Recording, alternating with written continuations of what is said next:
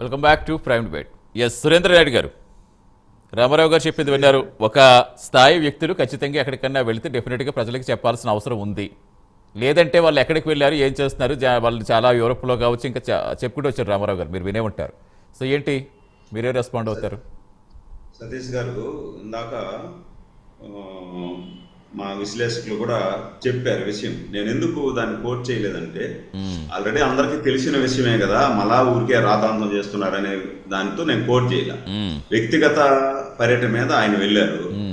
మీడియాలో అన్ని మీడియాలో వచ్చింది.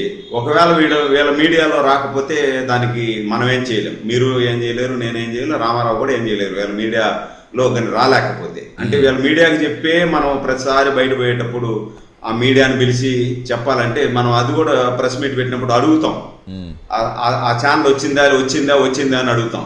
వాళ్ళేమో గత 5 సంవత్సరాల్లో ఆ ఛానల్ వద్దు అన్నారు. కానీ మనం అడుగుతున్నాం ఆ ఛానల్ వచ్చిందా అని. మరి వచ్చింది వాళ్ళు కవర్ చేసుకోవాలి కదా, ఎక్కడ పోయినారు ఏమని చంద్రబాబు గారు చెప్పినప్పుడు.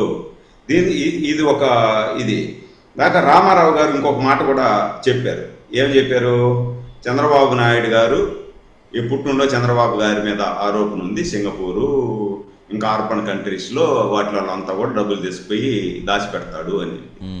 ఇది అరిగిపోయిన రికార్డు సతీష్ గారు, అరిగిపోయిన రికార్డు. మీరు కూడా చూసుంటారు. నేను చిన్నప్పటి నుండి అప్పుడు కాంగ్రెస్, ఇప్పుడు వైసీపీ, నేను చిన్నప్పటి నుండి ఇదే ఆరోపణ.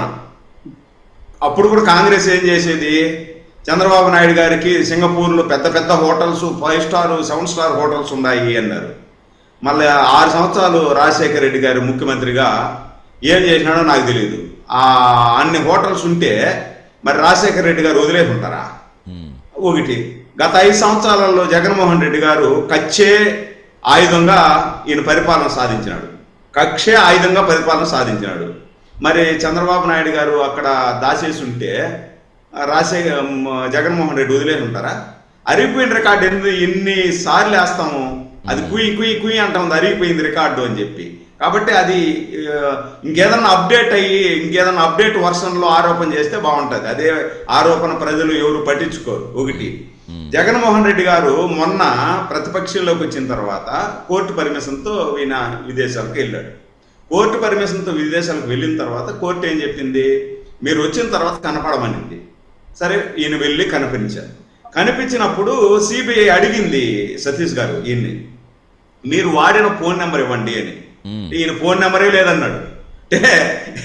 నువ్వు వస్తాదో లేకపోతే ఇంకా నవ్వాలన్నా ఏడవలన్నా తెలియదు. కానీ మన ఇంటికి పని మనిషి వస్తారే, వాళ్ళకు 2 ఫోన్లు ఉన్నాయి. ఇప్పుడు ఈయన దగ్గర ఫోన్ లేదంటాడు. నమ్మాలా? అంటే వీళ్ళు చెప్పేటువంటి నిజాలు ఏ విధంగా ఉంటాయనే దానికి నిదర్శనం. ఒకటి. రెండవది, పవన్ కళ్యాణ్ గారి మీద ఒక ఆరోపణ చేశారు రామారావు గారు. ఏం ఆరోపణ చేశారు? పవన్ కళ్యాణ్ గారు ఏమీ చేయలేదు శాఖ అని చెప్పి. గత 5 సంవత్సరాలలో మీరు ఎక్కడా కూడా ఒక కాలువ గట్ల, ఒక తట్ట మట్టి ఇలా, ఒక ఇంటికి కుళాయి కనెక్షన్ ఇలా. కూటమి ప్రభుత్వం వచ్చిన వెంటనే పవన్ కళ్యాణ్ గారు ప్రతి ఊరికి రోడ్డు, ప్రతి ఇంటికి నీటి కుళాయి కల్పిస్తూ అద్భుతమైనటువంటి పరిపాలన సాగిస్తూ ఉన్నారు. ఇవి మీకు కనపడలేదు అంటే దానికి కూడా మనం ఏం చేయలేం. అంటే సురేంద్ర గారు, జనరల్ గా ఈ ప్రభుత్వ పెద్దల పర్యటనలపై జీవోలు జారీ చేసి అవి కూడా రహస్యంగా ఉంచారు. అధికార ప్రకటనలు ఏం చెప్పలేదు. సరే, వ్యక్తిగత పర్యటనకు వెళ్ళినా ఎక్కడికి వెళ్ళినా తెలియాలి కదా, ప్రజలకు ఎందుకు అనుమానం రేకెత్తించారని వారు ప్రశ్నిస్తున్నారు ప్రధానంగా. సతీష్ గారు, ఇప్పుడు ఇవన్నీ ఒక ఎత్తు అయితే, ఇప్పుడు చంద్రబాబు నాయుడు గారు, లోకేష్ గారు, పవన్ కళ్యాణ్ గారు ఎక్కడ వెళ్ళినారు చెప్పలేదు అంటారు కదా. ఈయన జగన్మోహన్ రెడ్డి గారు గత 5 సంవత్సరాలలో మోడీ గారిని కలిసేదానికి ఢిల్లీకి నాకు తెలిసి ఒక వందల సార్లు ఉంటాయి. ఎన్ని వందల సార్లు అనేది నాకు తెలియదు. వీళ్ళు ఇక్కడ నుండి పోయేసి కప్పిన సాలవాలు, వీళ్ళు ఇచ్చిన బొకేలు, వీళ్ళు ఇచ్చినటువంటి ప్రతిమలు పెట్టుకునేదానికే దాదాపు పెద్ద పెద్ద బిల్డింగ్లు 4 కట్టున్నారు మోడీ గారు. అన్ని సాలవాలు, అన్ని బొకేలు, అన్ని ఇవి ఇచ్చారు. ఇచ్చేసి జగన్మోహన్ రెడ్డి గారు లోపల ఏం మాట్లాడతారో తెలియదు మోడీ గారి దగ్గర. బయట వచ్చిన తర్వాత ఏం చెప్పాల, ఒక్కరోజైనా చెప్పాడా? మీరు ముఖ్యమంత్రి కదా ఈ రాష్ట్రానికి. విదేశాలు పక్కన పెట్టండి, ఈ దేశంలోనే ఢిల్లీకి పోయినప్పుడు మీరు మోడీ గారిని ఎందుకు కలిశారు?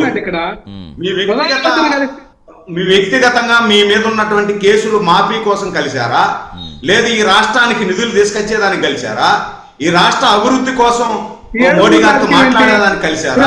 అది ఒక మాట చెప్పారా గత 5 సంవత్సరాలలో? మళ్ళా ఇవి చెప్పకపోగా రామారావు గారు రామారావు గారు మళ్ళా మాట్లాడుతూ మీరు మీకు అవకాశం వస్తుంది. రామారావు గారు మీకు అవకాశం వస్తుంది, మళ్ళీ మీరు మాట్లాడతారు. మీరు వెళ్ళినప్పుడు మోడీ గారిని కలిసినప్పుడు మీరు బయట లోపల మోడీ గారితో ఏం మాట్లాడతారో తెలియదు. బయట వచ్చి ఏం చెప్తారు మీరు?